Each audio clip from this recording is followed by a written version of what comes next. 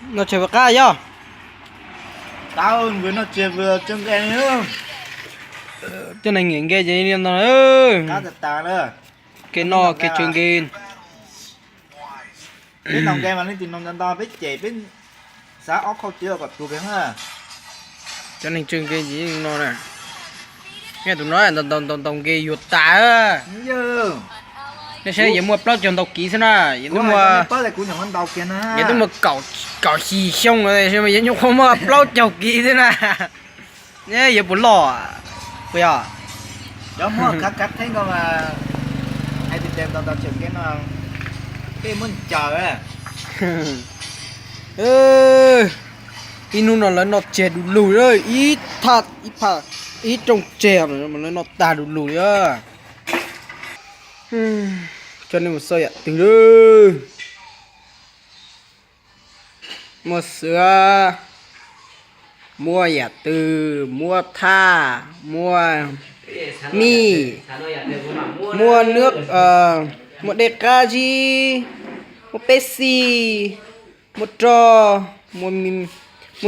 mua mì tê, mua tê coffee nó, soda đê, mua trò, ô, đâu giả nữa tha, sun kanje, con phò chữ ca, tớ tha, làm dưới đằng kia. dạ, tàu cái nữa, mua dân tớ thia. Nữa này tiếp bỏ lên tàu nữa tàu muốn chạy nho tên nó no tivi tủ lạnh máy giặt quạt trái tê Mày bật nước đi.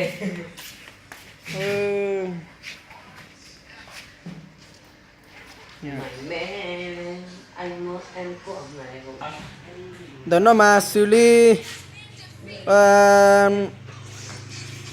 tha luôn bóng bay luôn rồi giờ chỉ cầu chùa đó nó câu đó bây giờ nó tàn thôi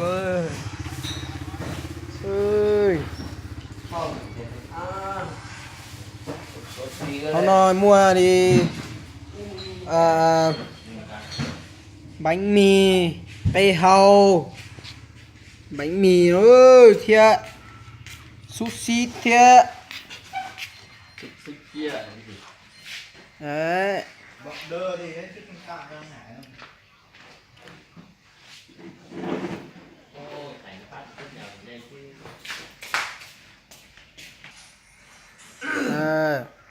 khẩu trào tê đấy Ôi, thẳng nhá, thẳng nhá.